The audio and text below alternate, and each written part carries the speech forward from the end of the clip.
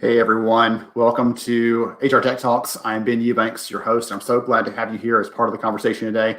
Looking forward to a great discussion, looking forward to a fun conversation. Honestly, we talk about experience a lot, and I'm really excited to talk about experience today in the context of how we bring people into the organization, how we treat them while they're there, as we're trying to develop and grow them. There's so much good stuff to talk about, and I'm excited to have SHL on the call today because SHL is actually an HR Tech Award winner from 2020. They have some really great tools in their stack, and just had a fun time looking at what they're doing and talking to them over the last year. And so excited to meet someone new on their team with an IO-Psych background. And we'll touch on that stuff today and take some hopeful tidbits and notes and comments from her experience. And I know she's just a wealth of information. Excited to bring her on. So without any further ado, Erin, glad to have you here.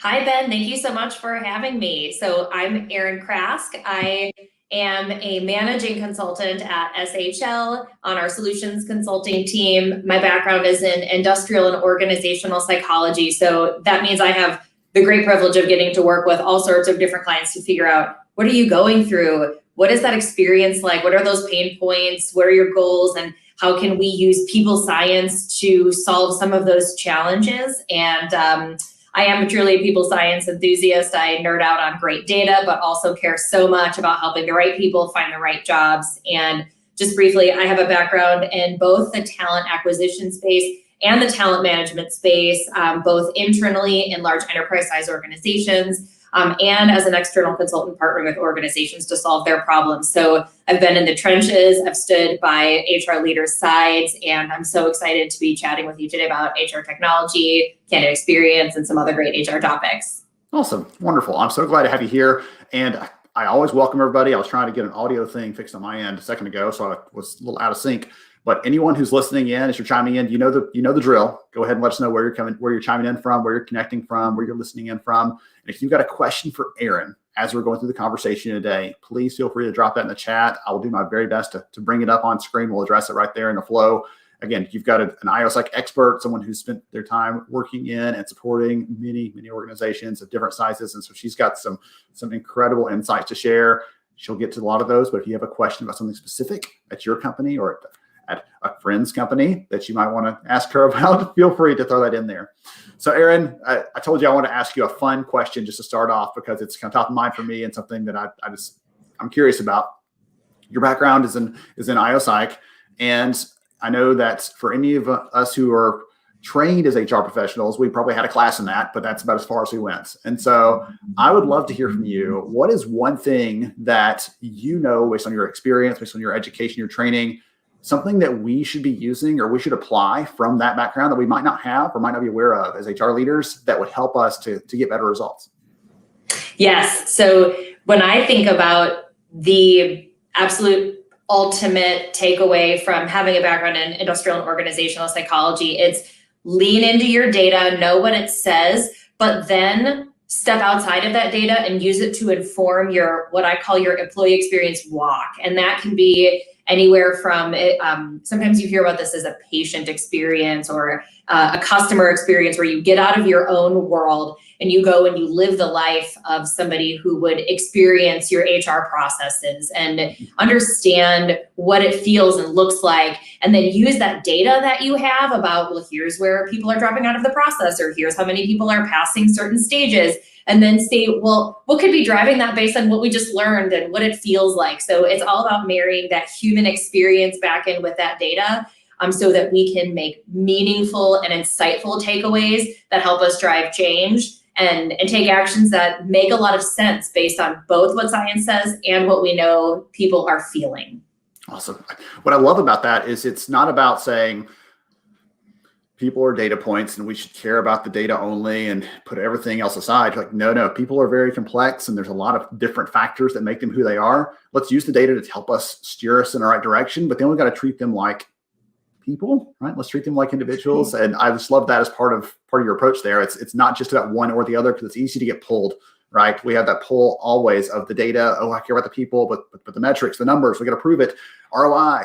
But what about who they are, what they aspire to be? What about their goals and career paths and all the other fun stuff? So it sometimes feels like a tug of war. And I love that you kind of touch on both of those pieces in that. Awesome. So one of the things I want to ask you about is experience. You've already said the word at least once, if not twice, probably, in just talking about what you do. I'd love for you to talk about experience for a few minutes, because we talk about this, everyone talks about it all the time, right? It's become the biggest buzzword. But what I like to do is talk about it in really a practical sense. Let's talk about how this matters or what impact it has. And so talk about experience and how you view that through your perspective, through your lens at what you do at SHL.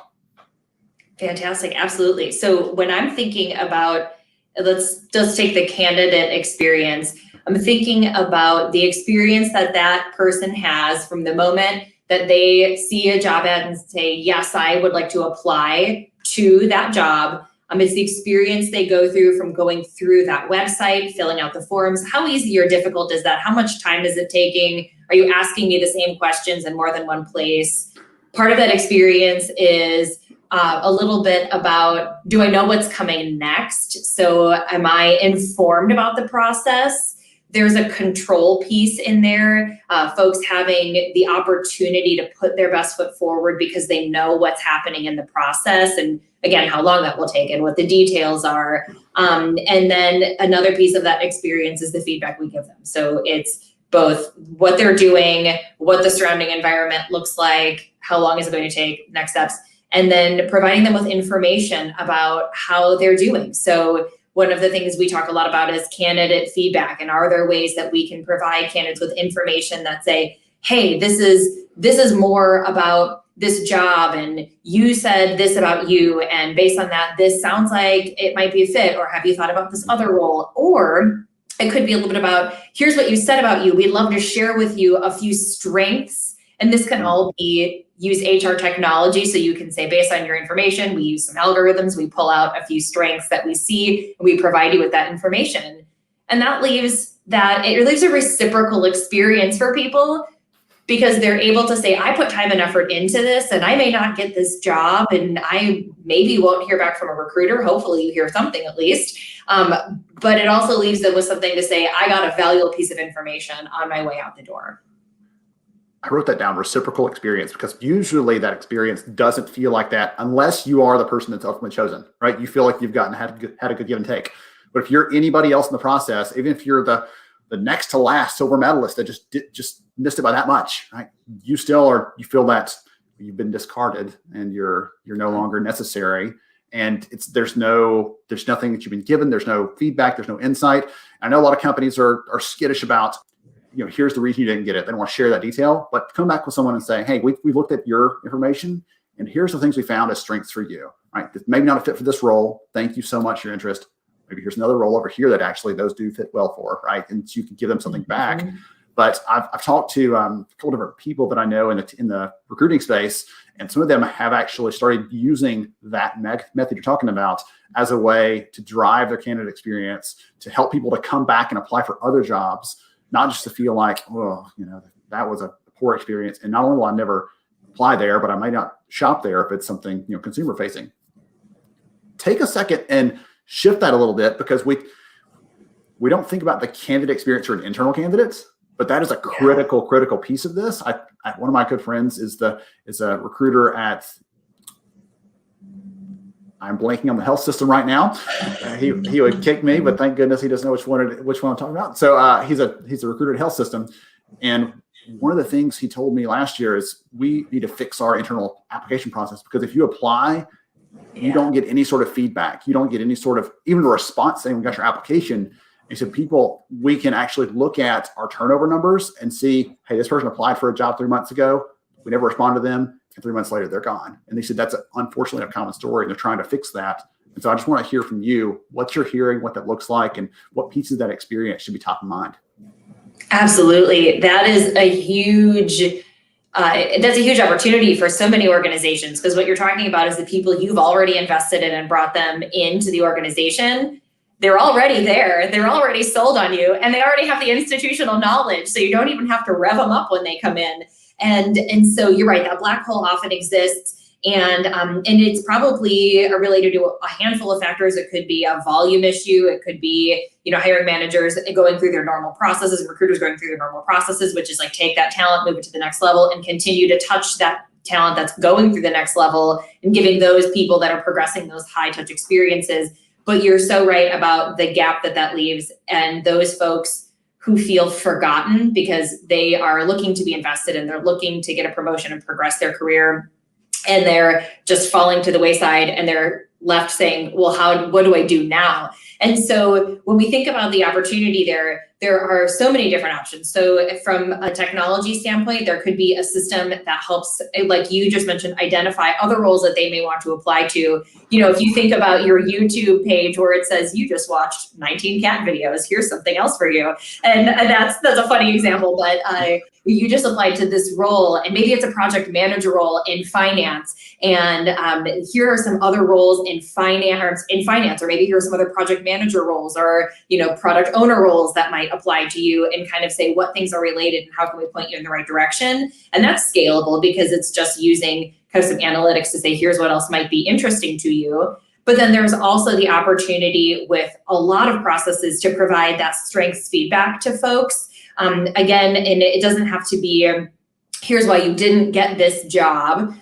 In some cases, that would be fantastic. And I'll talk about that in a second. But it could be a detailed report. If, for example, if somebody takes an assessment as part of a promotion process or a lateral move process, it could be as much as just giving that person some data to say, hey, here's what you said about yourself, and we'd love to share with you this information for some additional self-insight as you own your own development. And that's something we talk about a lot these days. How do you own your own development journey? And how do you give people just anything that they can grab onto to say, here's where I think I'm doing really well, here's where I can grow. And so that, even just as a minimum, says, hey, we see you, we care about you, here's something else.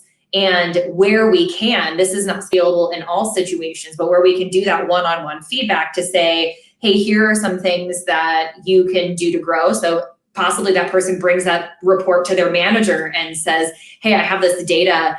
What can I do to grow myself in the right places to be ready for the next move in my career, to continue to grow and be the best version of myself in this role? So that feedback loop, it can be scalable.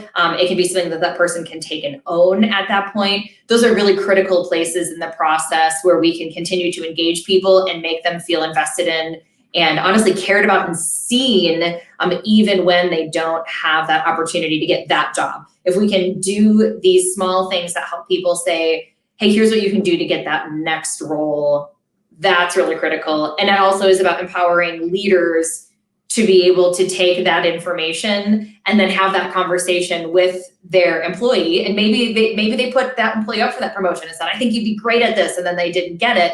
So having that piece of data to say, okay, so this was just this one opportunity. How are you going to continue to grow here? And what doors can we continue to open together? We're going to use this data as that launching point. I would argue that point you made earlier, that the reciprocal experience piece is even more important for those internal candidates, like you said, because I don't want to say this and sound careless. The cost of losing someone who hasn't yet gotten a job at your company yet, you haven't invested very much in them yet, right? But the cost of losing someone who's already given time, given effort, has, like you said earlier, they know your culture, they know your values, they believe in what you believe in. The cost of losing them is much greater. And so I'd make the argument there. Would you agree with that? That it's even more important to make sure we're focusing on, again, not just experience, but I like the term reciprocal experience because it lets you know you got to be giving something in addition to getting something. Absolutely, because with your candidates, you're saying, wow, I really want this person. Maybe they weren't right for this job. I'd love for that person to apply for a different job. I don't want to lose them as a current or potential customer. And those things have real value, a little bit less tangible, but there's real dollars associated with somebody, like we mentioned, who could leave your organization and take their institutional knowledge and potential with them somewhere else. And so that reciprocal relationship of you want to invest your talents and your time and grow here, and it is our responsibility to invest in you the feedback and give you the resources you need to grow internally, whether it's this opportunity or not. That's the perfect place to insert that in the process to buffer against that no effect, that I didn't get this job. And that's always going to happen, and we can't avoid that reality, but there are buffers we can put around it to minimize the impact of that. All right, so I'm going to put my devil's advocate hat on for a second. Yeah. Go to battle with Aaron here for a minute. Some people would argue that technology is not a substitute for human connection, right? Or human support. I'd love to hear you make the case that technology can help in this area to make it feel more human for those people at the other end of that, whether they're an internal candidate, they're an external, I don't care which use case you pick, but technology isn't a person. And yet I think you would advocate that we could probably use it to make these more human, more personal experiences. Talk about how that could work. Yeah. So let's think about that from an assessment standpoint again, and then we can look at that from different angles. And when I think about what technology can do, one of the things I'm particularly thinking about is if I'm going to take an assessment, I'm going to get a set of data back. That set of data can that piece of paper that's just here's your scores. That's the technology piece at work that's just spitting out information. The part that makes it relatable is when you can use technology to pick out a few key things there. So if you can have your technology say, here are the 7 scores that came out of your input, whatever that input was, and then we're going to pick the top 3 scores. We're going to provide you a narrative that says, based on what you told us today, we see you as a creative thinker and a relationship builder and somebody who also has a strategic mindset or a growth mindset or whatever that is. And then you can provide them with some narrative that's specific to them.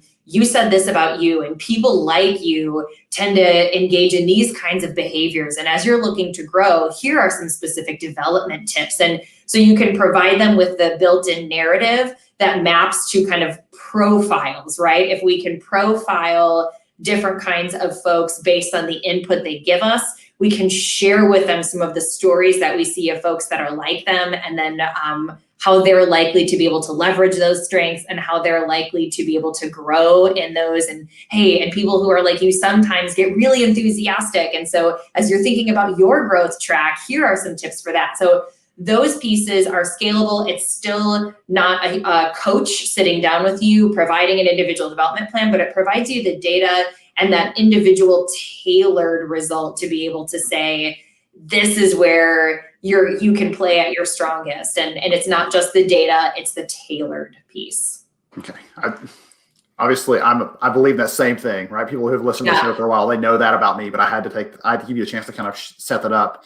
There's 2 things that come to mind. Number one, in the world of supporting people, and I've yet to meet an HR or a talent leader. So if you're listening in and this is you, please raise your hand virtually and let me know. I've yet to meet one who has an unlimited budget, right? Yes. So they can just say, oh, we need to support more people. Let's just add more people to the team. That's not going to happen. They don't have that ability to do that, I don't think. And so because of that, they can look at ways to be creative and how they support people. And in the customer service side industry, there's a thing called tier 0 support where you get help without having to talk to anyone, right? If it's a very basic need, it's something repetitive, you can get some answers to that. In this case, like Aaron's sharing, right? I need to figure out what my strengths are, or I need to figure out what 3 career paths might be options for me, like those kinds of things. A tool can do that automatically without you having to have any further discussion. Now, yes. Aaron also said, though, and make sure we're on this, you also mentioned a couple times, like coaching, going to your leader, right? Yeah. They should be a part of that process. Once you have some information, you can have a more informed conversation, and that can actually talk about this a little bit. Can that give you kind of a common language to talk about what sort of things are out there instead of set a foundation? So it's not just, I need to do something, right? Just dreaming big sky, but here's some things that we could think about and plan around. Yes, I really like the tier customer service piece that you mentioned, because I think of that as that tier 0, here's your data, here's your automated feedback. Tier 1 is like, go get feedback from your leader, talk to your mentor, and you get to own your own development. And a really high touch environment, you might get some coaching or some specific development that the company invests real dollars in, and different roles and different places will have different levels of resources, right? Yeah. So I want to tell you a story about something that I was able to do when I worked in an internal organization. So when I was doing some of this work internally, it was very interesting to think about how we level that development. And one of the things that the organizational development team in that particular context did was, after we had our data and our information that spit out and said, here's kind of where you stand, and here's some feedback for you, and here's an individual development plan, we created these short, and they were on-demand learning. So we're talking about like micro learning, real-time learning videos where if I'm a leader, a manager, and one of my employees comes to me and says, I got this piece of feedback and I want to grow my career and can you help me? It was and that manager's like, yes, I want to help you, but I don't know how. It was, here are some tips and tricks for managers for how to handle that situation. And that was scalable because it was just available to them and they could go to it when they needed it. And it was like the one pager, here are your 5 great questions. Here's the 2-minute video. Here's the, the 5-minute piece of information. And so short bits of best practices and places to get them started into that conversation. And similarly, there was a parallel set of resources for the employee. So if they were saying, I'm nervous to go to my leader, I don't know what questions to ask, how do I do this? It gave them this setup for that. So that's like that tier 2 support, right? How do you say, how do you empower those people to kind of run with it themselves, but give them enough to be really dangerous? And that helps you scale because you're not trying to coach every person. And then we do some group coaching too. So yeah. Awesome. I love that. I was going to make the joke that tier 3 was Aaron. You just direct phone line to Aaron. And then they call me. There were departments like that where it was like, and then they call me and then I go in and we have a serious chat. That's like the more senior, oftentimes those are the things that are happening at the more senior level of the organization where you're getting a one-on-one coaching situation or a 360 feedback with that one-to-one feedback. So that's like that ratio of one-to-one, one to few, one to many in terms of the way that feedback goes and that level of investment. So people that watch the show know that I like to repeat something that the guest said and like it's my idea, it's not my idea. But the things you talked about, having a tip sheet for managers, because we can plan all of the great things we want to plan. We can do all the work on career development planning and building these structures and getting good comp and recruiting, everything else. But the research shows the primary decider if someone stays or not is their relationship with the manager. That it comes back to how they feel about that relationship. And so giving your managers tools, because guess what? If they haven't asked for them yet, they still want them. They still need them. They just haven't asked yet. Giving them tools, whether it's a tip sheet like you talked about, or it's a 2-minute video. You could record a 2-minute coaching video and send that out. And if 2 people watched it, it's worth your time, right? So doing some things like that to, again, not unlimited budget, not unlimited time, but using these things as kind of strategic levers for those points, because the people who are most likely to go into one of those experiences, those moments as an employee, and then say, I'm out of here and be searching, a job board that afternoon, are your high performers. The ones that have a lot of choices about where to go, have a lot of power in their sort of corner in terms of where they want to go in their career. Those people are the ones that are most likely to say, my manager doesn't care, I'm moving on. So giving them those tools, giving them that support, that feedback, and saying, hey, if it goes beyond something you can handle, call me in, right? I'll sit on your side. I'll help you out. I'm not going to replace you, but I'll help you out and guide you. Just like you were saying, Aaron, I think that's a critical thing there. And so often we're like, yeah, we should do that. And then we move on to whatever's next and we never come back to actually solving that problem. Yes, I think that's so right. And this reminds me too, that as we're talking about that experience of what it means to be an employee in an organization and the importance of keeping those high performers, it's equally important to make sure that you're setting people up for success on day one. And so one of the things that technology can help you do is scale some of your onboarding programs. And again, if you think about this as that like one-to-one, one-to-many, one-to-one, one-to-few, one-to-many, we could think about the many as being what are those micro learnings, the videos, the websites. That's all like especially just building a website and putting content on there. That's a little bit of a lower investment level where it's less tailored and the technology is not as advanced. But on that same website, if you're thinking about how do I do this on a limited budget, that's where you can post some of those. Hey, leaders, this is the mass location where you can get the information, but here's a little quiz you and your team can take, and it takes 2 minutes, and then here's the discussion sheet you can have on it about your culture, right? Here's where, as a culture, or as a department, where we seem to be really strong in our culture and where we might need to grow, and hey, leader, here's your one pager or your short guide and the deck that you can take to your presentation with your team to say, here's what we learned and how do we move forward now and where can we grow as a team? And that's that one to few, right? That small team, then that one-to-one, bringing in your OD consultant to do more of a facilitated session with that leader or a team. So you can level your resources in a low tech way too, in order to be able to grow that. And then specifically thinking about onboarding, having things like a virtual mass space to say, hey, it's your first day on the job. Let's get everyone together in an organized, facilitated video session. We're going to go through our values and the things you need to know. And we're going to make sure that you have the resources you need when you're leaving here today, as you're going on to day one of your job. You need to know when you have these questions, you have your manager, but you also have these partners here, and here's where you can find us. Here's where you can find information about your benefits or parking, or, how do I request paid time off, or things like, how do I learn more about my culture and what my opportunities are? All of these things can scale in that kind of environment as well. That is tremendous.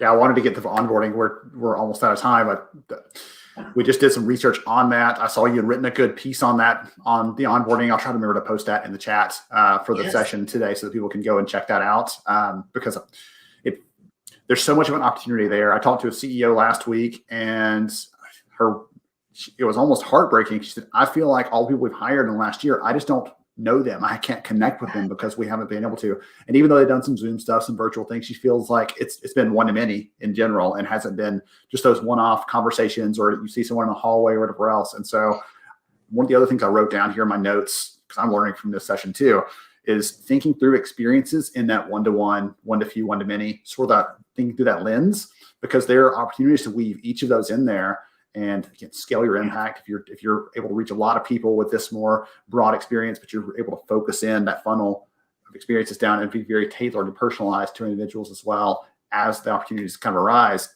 And around onboarding, our research shows that companies right now, the way they're adapting to the different requirements and the maybe a missed opportunity to connect in person is they're talking a lot more about culture. They're spending more time making sure the person is actually integrated socially and connected to the people around them, instead of just saying, hey, Aaron, you work with Bob and Phil, good luck. And just leaving it at that, where we sometimes do that in the office. No, you're not going to just randomly walk by and see them or be able to go to their desk and ask for a question. We need to connect you with them. So one of the ways I used to do that when I had a new person was, okay, Aaron, right, you are a big marathoner and you love that. I'm going to introduce you to Duke over here. He's run 7 marathons in the last year, and you both work on these 2 projects together. You're going to need him at some point. He's the expert in Excel pivot tables, whatever it is, right? Find a point of connection, give them another thing that you'll have to work on with them, work related. But that way, when you walk away, you're like, I'm never going to forget Duke, right? I'm going to remember him forever. And so that same kind of opportunity exists in the virtual environment to do some of the things. Anything else you want to touch on the onboarding side before we wrap up? Just when we think about the technology and the scalability piece of that, what organizations can do is create those roadmaps that have the checkpoints for managers to be able to say, okay, first I need to make sure that I'm connecting one-on-one my new person with the people that matter to them. And then I need to hold a town hall with my department that provides an opportunity for those people to connect. And then I'm going to make sure that that person understands the facility, right? Like, we can scale what generally needs to happen for those managers to be able to fill in the blanks, because they don't know this world like we do. And they don't walk in our shoes every day to think the way that we do as HR and IO folks. So what we can do is scale those general resources and steps for those managers to pull in, and as much as we can, creating space for people to connect. That is the key. How can we find, just like you said, meaningful connections, those small introductions, there's the power of moments. It's how do you create those powerful moments for people? Awesome. Wonderful. So if someone has enjoyed the conversation today, they want to know more about Aaron or learn more about how to connect with the SHL, what's the best way to do that? Yes. Well, feel free to reach out to me on LinkedIn at Aaron Krask. Feel free to also get in contact with me via SHL. My email address is aaron.krask@shl.com. I would love to continue this conversation, and please follow along with blogging and podcasting that I've been doing through the SHL website as well. Awesome. Wonderful. Well, I know that if anyone's watching this on LinkedIn, as always, the Aaron's name, SHL, both the company and Aaron's name are both there. You can one click over and you can connect with her, link with her. And if you're watching on YouTube, come over, check it on LinkedIn. We're right there. Appreciate you so much, Aaron, for joining me, for sharing, for your passion for this. I love it. And it's exciting. Thank you so much for hanging out with me. Thank you so much, Ben, for having me. Yes, ma'am. All right. To the rest of you, thank you for hanging out with us on another episode of HR Tech Talks today. Goodness, I got a lot of takeaways. My notes over here are somewhat illegible because I'm left-handed. I blame it on that. So many good notes, good ideas, good takeaways from today's conversation, right? Having a different lens on experience, thinking through tactical and very specific things you can give your managers so they feel more empowered. I just love the conversation and where we took it today. As you're thinking about how to tackle your experience, again, reach out to Erin, ping her in the comments there, and she will respond. Thank you so much for joining us. Join us again next week. We'll talk to another company in the space that's doing innovative work there. We're actually talking to Wisetail. So they're focused on the learning experience side. We're going to take it to a different lens, different layer there. Thank you so much for hanging out. I appreciate you for watching. You have a value, and I can't wait to catch you next time on HR Tech Talks.